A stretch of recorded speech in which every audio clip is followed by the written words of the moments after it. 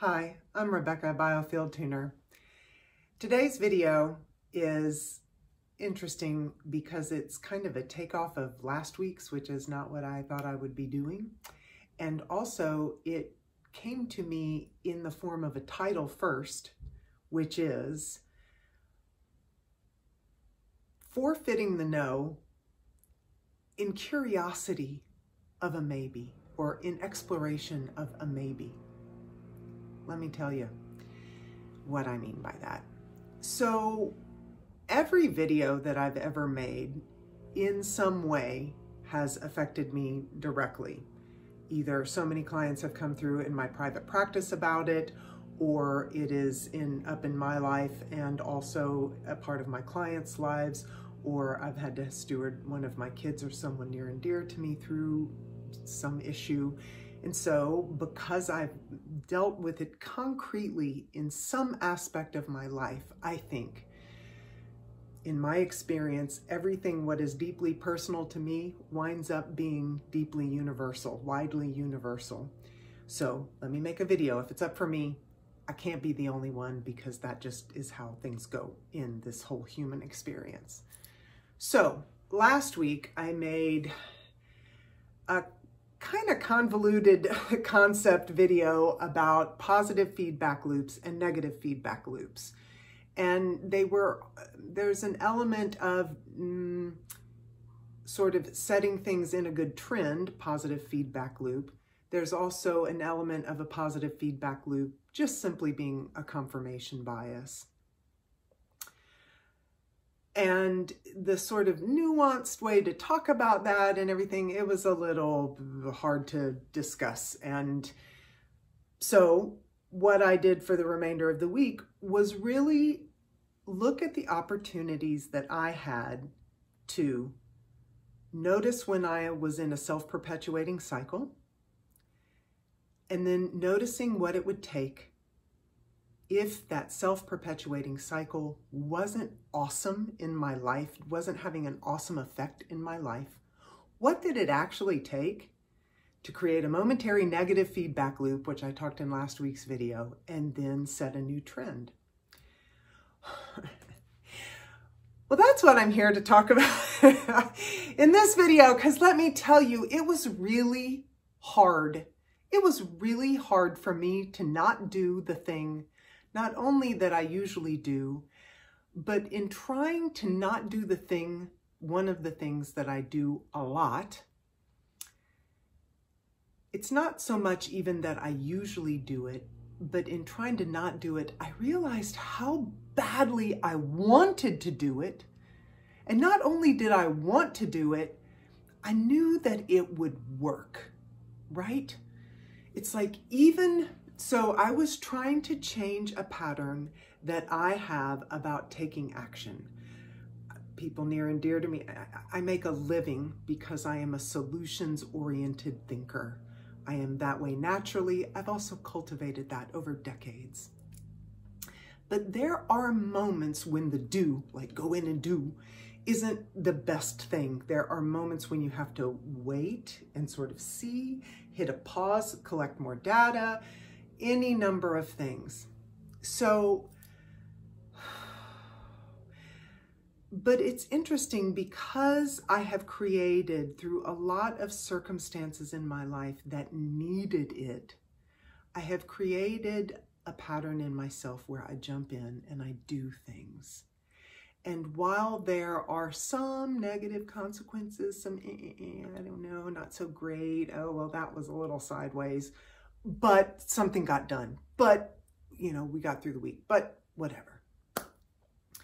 So when I was trying to live into the experience of changing a positive feedback loop that I was in, I'm solutions oriented, and to do is a really good thing, and I get things done.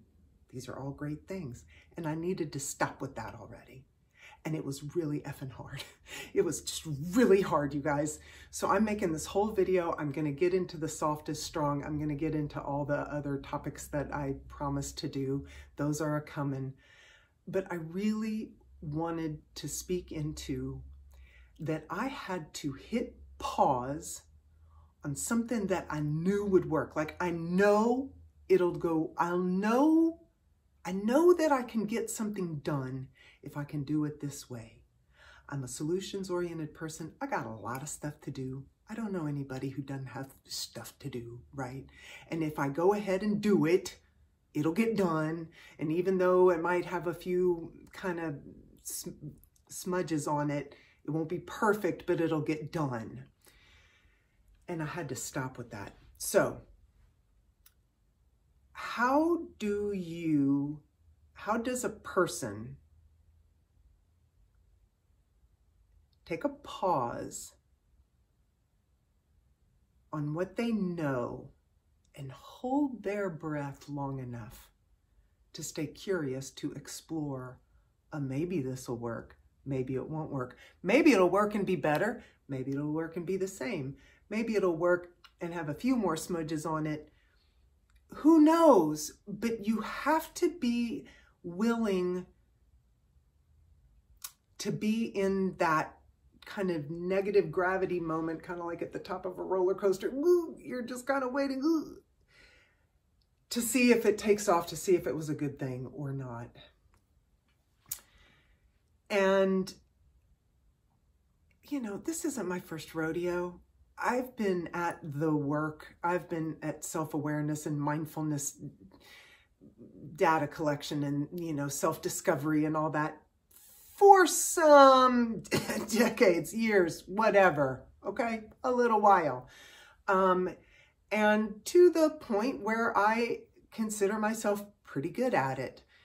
And it was really, really hard for me to hit the pause on Rebecca doing what Rebecca knows works to see if something else would give me more of an outcome that I wanted. And I will tell you this, as it turns out, it's not going to be this way every time, but as it turns out, I hit a pause on something that I knew would work, and I'm pretty good about knowing what works for me. And the thing that I got is better than I could have ever hoped for. And it's better than I thought would come of the situation. And so it's, and I think it's like more of what I want in my life. So while the sort of before last week, Rebecca was really good at things, I now have a new skill. I have something else that if I'm not already good at it, at least I can start working on it. And the results that it gave me initially were really positive. So I took the negative feedback loop, the momentary negative feedback loop, which was hard. And I think I have now created a positive trend in my life, which hopefully will create more positive feedback loops and self-perpetuating expansion in that department. All right, I hope I feel like maybe that was clear, or maybe it was just clear as mud. I don't know, but I'm gonna make this really short, tuning into. Specifically what I wanna tune into is like the molecule of, yeah, but I know. Ha! You guys, we are so hooked into knowing. I know myself. I know my truth. I know what I believe. I know what's right. I know what's wrong. I know what I think is right and what I think is wrong. I know that that's not going to go well. Man, we don't really know unless we do a thing. And we don't know unless we try. So what I really, and the culture that we're in is so laden on knowing and predictability, right? Predictive text, predictive, I don't know, algorithms that like my Maps app, I get in the car and it already predicts where I'm gonna go.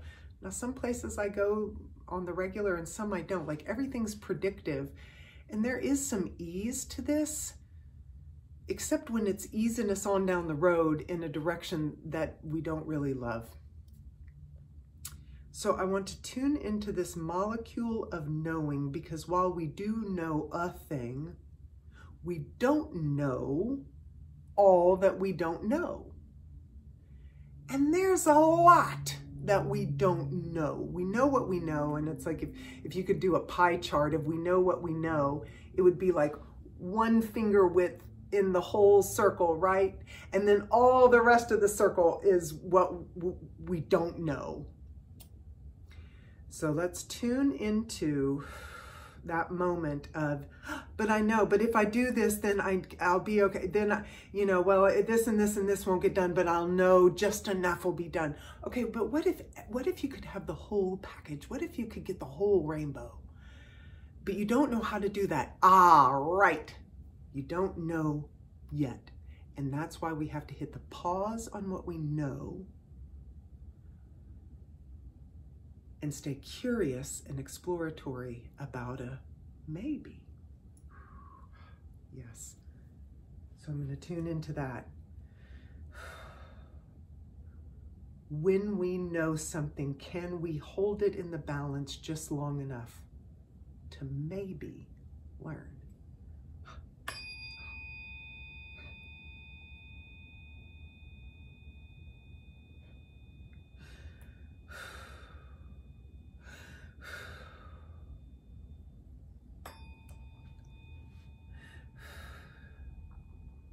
Wow, that like immediately brought up a bunch of emotion, like almost a little weepy. And then on the back end of, I just kind of want to puddle and cry a little bit. Then there came a little bit of angst, but largely it was just really like a big welling of sentiment.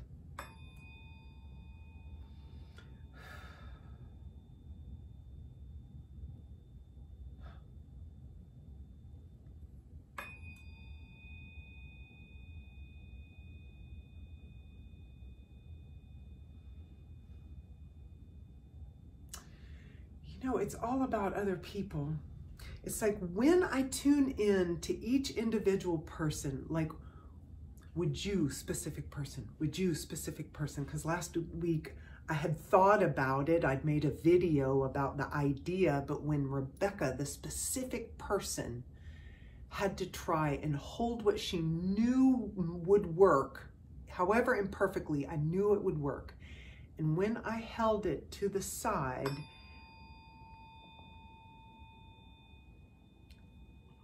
one of the hardest things about it was because in this case, specifically one other person was involved. But when I tune into the collective question about it, it's just that other people are involved. It's like, as individuals, we're willing to admit, I know what I know, and I know I don't know what I don't know. But then, and inside, just in the vacuum of self, like, that's okay, that's acceptable. And most people, if you ask them just in isolation, would you be willing to learn something new?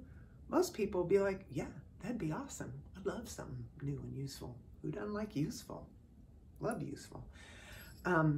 It's the minute that interacts with something outside of ourselves, the whole show changes, right? That goes to, oh, hell no, I am not going to look like I don't know. Or, but what if I get it wrong? Like, what if I get hurt? What if another person gets hurt? What if I look stupid?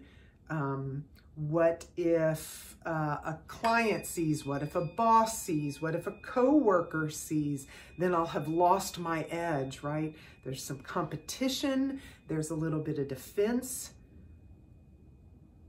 But if there was no emotional or personal identity importance hung on it, if you just ask people, hey, would you like to expand your horizons? Most people will say yes. But then when it comes to the expansion moment, if you're sitting in a classroom filled with other people, life being the classroom, other people being everybody you interface with, friends, lovers, husbands, wives, bosses, coworkers, volunteer friends, whatever, people you work out with.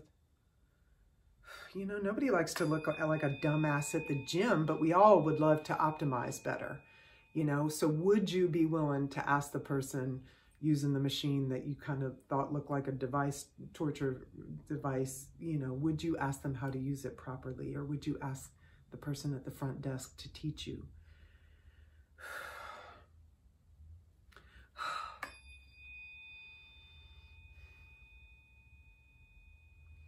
And how happy would that person be to share their expertise?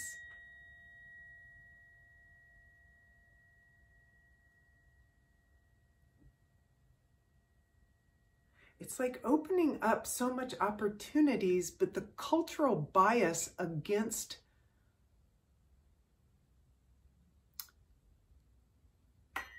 not already knowing is so strong. It gums up the works. Okay, yeah, I see. I want to, wow. Wow, that like burned up my esophagus. Wow, I think people's like indigestion might be about this, kind of on a, wow, meta level. Yep, okay. Whew,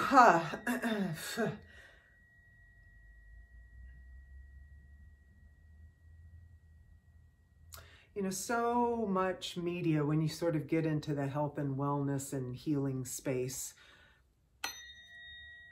there are so many words around trauma adaptation, cultural trauma, historical trauma, ancestral trauma, trauma response, adaptation, maladaptation, all of these things. But what's really striking me as I tune into this collective field of what if we all put our defaults on hold for a nanosecond just to see what else might come up, what other possibilities might burble up to the surface. I get the same feeling when I deal with deeply traumatized clients who've had profound trauma, particularly in the household in which they grew up in. Many of them have a version of, I should know, or I should have known. Like if something, so, okay, young life,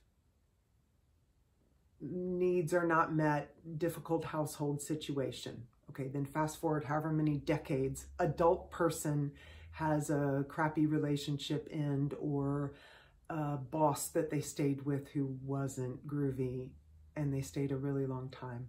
And they always say, oh, I should have known better. I should have known not to take that job. I should have known. How can you know? You can't know until you know. And there's this thing that I should have already known. And then we make ourselves, so the minute we know one little thing, even if it's imperfect, we just hang on to that. And it's like, you know, holding out for a maybe, holding out to see if it works, to see if that was a better thing, to see. It takes energy. It takes a little bit of support, because if you hold out to see if something works, then should it fall through at the last minute, you got to have enough kind of support or dance or play or enough sort of backup plan for it to be okay. Or it has to do with something that's so low risk that if it kind of falls through, it's like, well, no harm, no foul, right? I think for me, one of the reasons why I really noticed it last week is that it wasn't a low risk situation for me. It was a really high risk, and it was something that was really important to me. And I didn't have a backup plan. I literally, like, if my changing my pattern didn't work, I truly had no idea what I was going to do next. However, I did have trust that I know if I keep doing what I do, I'm going to get the same imperfect result, and I'm sick of that. So I'm going to do something different. And let me tell you guys, I will say it again. It was uncomfortable. I guess I can curse on YouTube. I don't know. I was shitting my pants. It was really hard to do. I wanted to do the thing, and then I'd wait for a little while, and then nothing was happening, and I didn't know what to do, and I wanted to go back and do what Rebecca would normally do, and I waited some more. Y'all, I must have gone through like 20 rounds of this over a course of, say, 2.5 days, okay? I'd want to jump in and do the thing, and I held myself back. I held myself. It was exhausting. That takes a lot of energy to not do in that case.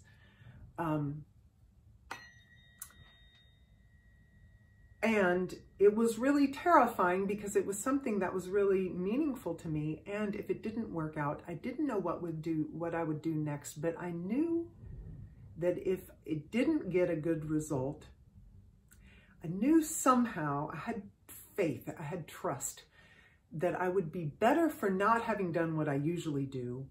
And that if what I was trying didn't work, then the next thing to try would come out of that fail, if you will, or that experiment. I hate to call it a fail. I hate this, it worked or it didn't work, or it was a win or it was a fail, or a success or a fail. I don't know. If I try something new and it doesn't give me the results I want, it's not like I failed. It's just that that wasn't a great technique. So just try another technique, you know. Anyway, but I had trust that my next best step would come out of taking a different step rather than repeating the same cha-cha that I knew was leading me onto the dance floor that I didn't love. Yeah.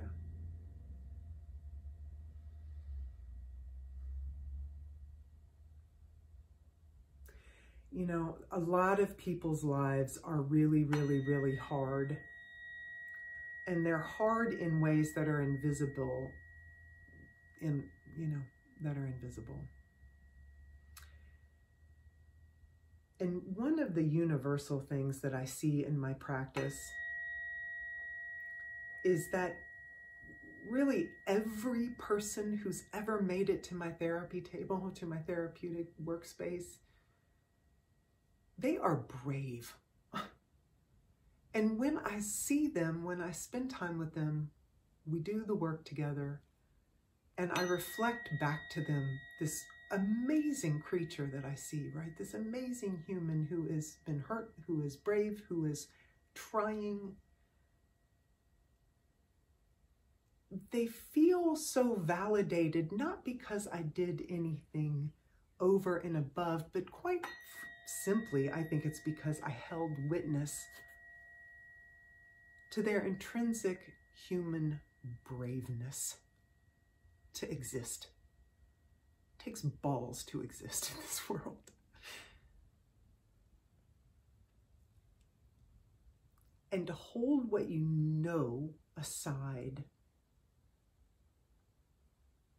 to see what might happen, takes a lot of courage.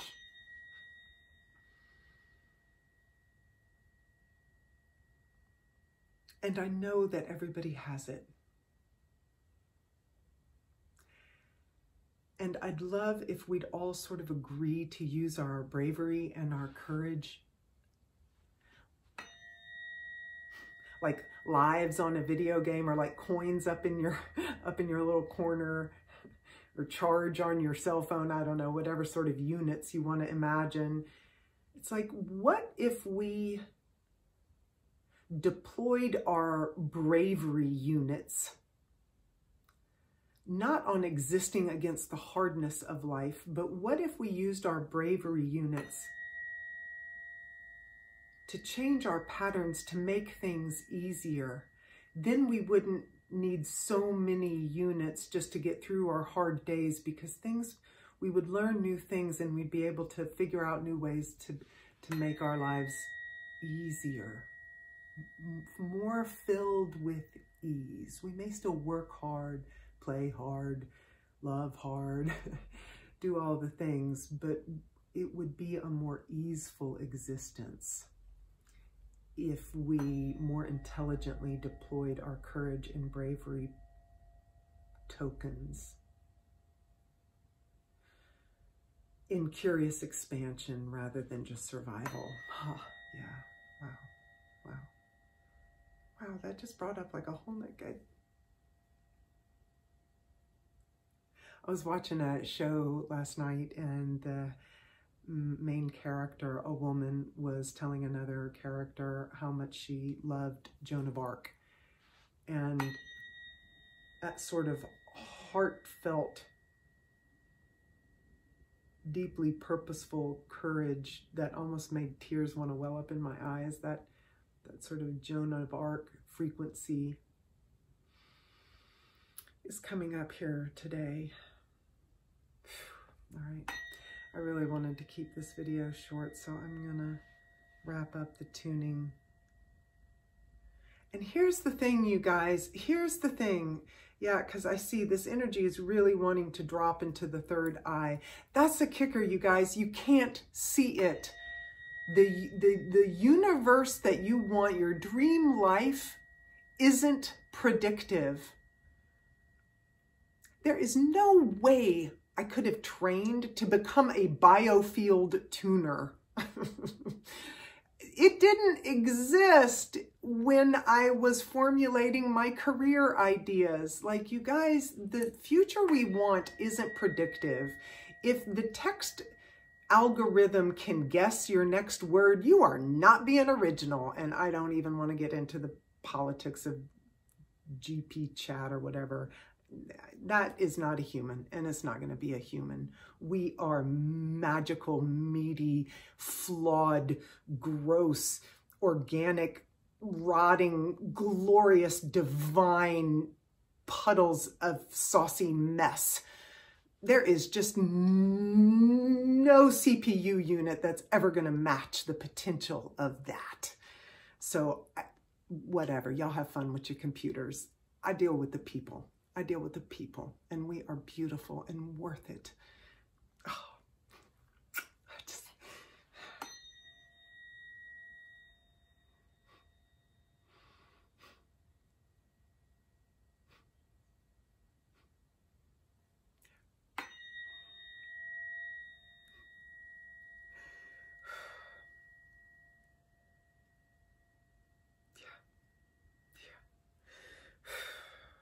right on.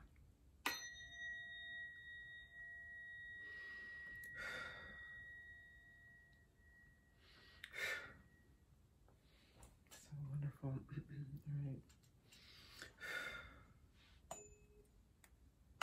There we go. You can't see it coming. When you hit the pause on what you know, you are necessarily punting yourself into the zone of, I don't know. Yay. Bravo, bravo, bravo. Keep going.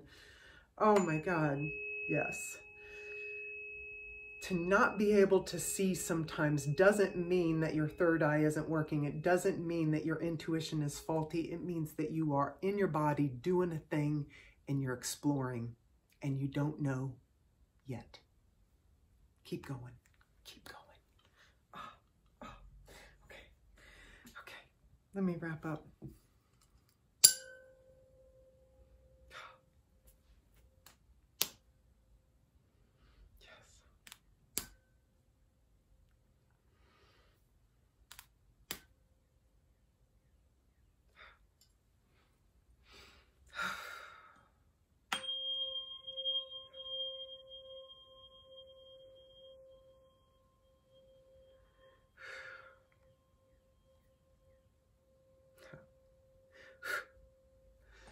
All right, you guys.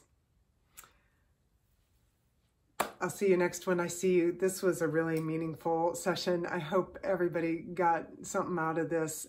Visit RebeccaCarner.com if you'd like more information or to book your own private session. I don't know. This was great. Thank you. See you next time.